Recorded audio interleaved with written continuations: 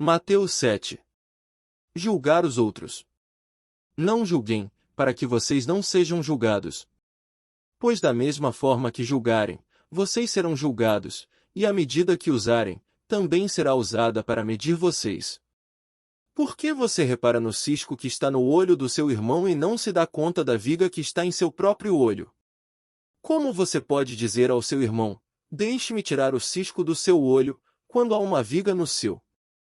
Hipócrita, tire primeiro a viga do seu olho, e então você verá claramente para tirar o cisco do olho do seu irmão. Não deem o que é sagrado aos cães, nem atirem suas pérolas aos porcos, caso contrário, estes as pisarão e, aqueles, voltando-se contra vocês, os despedaçarão. Peça, procure, bata. Peçam, e será dado, busquem, e encontrarão, batam, e a porta será aberta. Pois todo o que pede recebe, o que busca encontra, e aquele que bate, a porta será aberta. Qual de vocês, se seu filho pedir pão, lhe dará uma pedra? Ou, se pedir peixe, lhe dará uma cobra? Se vocês, apesar de serem maus, sabem dar boas coisas aos seus filhos, quanto mais o Pai de vocês, que está nos céus, dará coisas boas aos que lhe pedirem. Assim, em tudo, façam aos outros o que vocês querem que eles façam a vocês, pois está é a lei e os profetas. Duas portas. Entrem pela porta estreita, pois larga é a porta e amplo o caminho que leva à perdição, e são muitos os que entram por ela. Como é estreita a porta, e apertado o caminho que leva à vida. São poucos os que a encontram. A árvore e os seus frutos. Cuidado com os falsos profetas. Eles vêm a vocês vestidos de peles de ovelhas, mas por dentro são lobos devoradores. Vocês os reconhecerão por seus frutos. Pode alguém colher uvas de um espinheiro ou figos de ervas daninhas? Semelhantemente, toda árvore boa dá frutos bons, mas a árvore ruim dá frutos ruins. A árvore boa não pode dar frutos ruins, nem a árvore ruim pode dar frutos bons. Toda árvore que não produz bons frutos é cortada e lançada ao fogo. Assim, pelos seus frutos vocês os reconhecerão. Nem todo aquele que me diz, Senhor, Senhor, entrará no reino dos céus, mas apenas aquele que faz a vontade de meu Pai que está nos céus. Muitos me dirão naquele dia, Senhor, Senhor, não profetizamos em teu nome? Em teu nome não expulsamos demônios e não realizamos muitos milagres? Então eu lhes direi claramente, nunca os conheci. Afastem-se de mim vocês que praticam o mal. A casa sobre a rocha. Portanto, quem ouve estas minhas palavras e as pratica é como um homem prudente que construiu a sua casa sobre a rocha. Caiu a chuva, transbordaram os rios, sopraram os ventos e deram contra aquela casa, e ela não caiu, porque tinha seus alicerces na rocha. Mas quem ouve estas minhas palavras e não as pratica é como um insensato que construiu a sua casa sobre a areia. Caiu a chuva, transbordaram os rios, sopraram os ventos e deram contra aquela casa, e ela caiu. E foi grande a sua queda. Quando Jesus acabou de dizer essas coisas, as multidões estavam maravilhadas com o seu ensino. Porque ele as ensinava como quem tem autoridade, e não como os mestres da lei. Mateus 8. O leproso.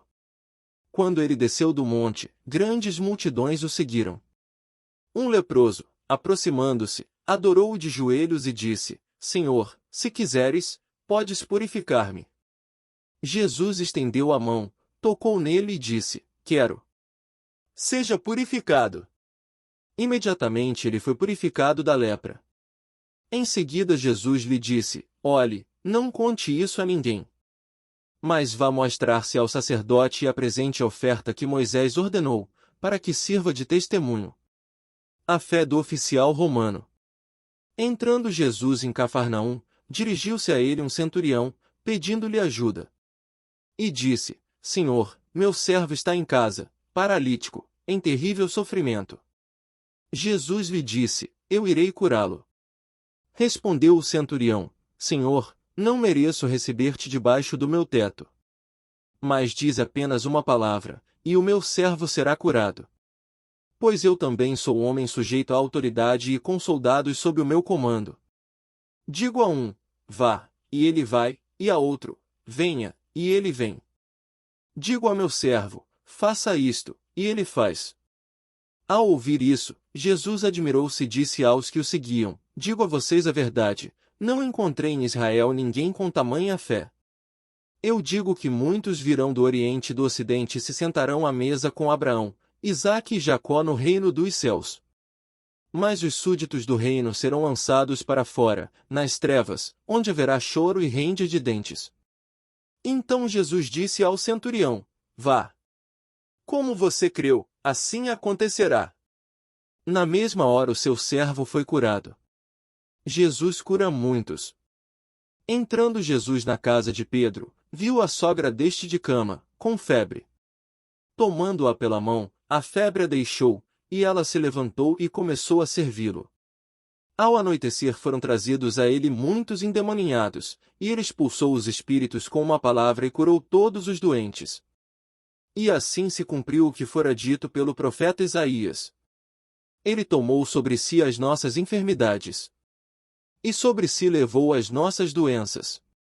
O custo de ser discípulo. Quando Jesus viu a multidão ao seu redor, deu ordens para que atravessassem para o outro lado do mar. Então, um mestre da lei aproximou-se e disse, Mestre, eu te seguirei por onde quer que fores. Jesus respondeu, as raposas têm suas tocas e as aves do céu têm seus ninhos, mas o Filho do Homem não tem onde repousar a cabeça. Outro discípulo lhe disse, Senhor, deixa-me ir primeiro sepultar meu pai. Mas Jesus lhe disse, siga-me, e deixe que os mortos sepultem os seus próprios mortos. Jesus acalma a tempestade. Entrando ele no barco, seus discípulos o seguiram. De repente, uma violenta tempestade abateu-se sobre o mar, de forma que as ondas inundavam o barco. Jesus, porém, dormia. Os discípulos foram acordá-lo, clamando, Senhor, salva-nos. Vamos morrer. Ele perguntou, por que vocês estão com tanto medo, homens de pequena fé? Então ele se levantou e repreendeu os ventos e o mar, e fez-se completa bonança. Os homens ficaram perplexos e perguntaram, quem é este que até os ventos e o mar lhe obedecem? A cura dos endemoninhados. Quando ele chegou ao outro lado, a região dos Gadarenos, foram ao seu encontro dois endemoninhados, que vinham dos sepulcros. Eles eram tão violentos que ninguém podia passar por aquele caminho. Então eles gritaram, que queres conosco, Filho de Deus? Vieste aqui para nos atormentar antes do devido tempo. A certa distância deles estava pastando uma grande manada de porcos. Os demônios imploravam a Jesus, se nos expulsas, manda-nos entrar naquela manada de porcos. Ele lhes disse, vão.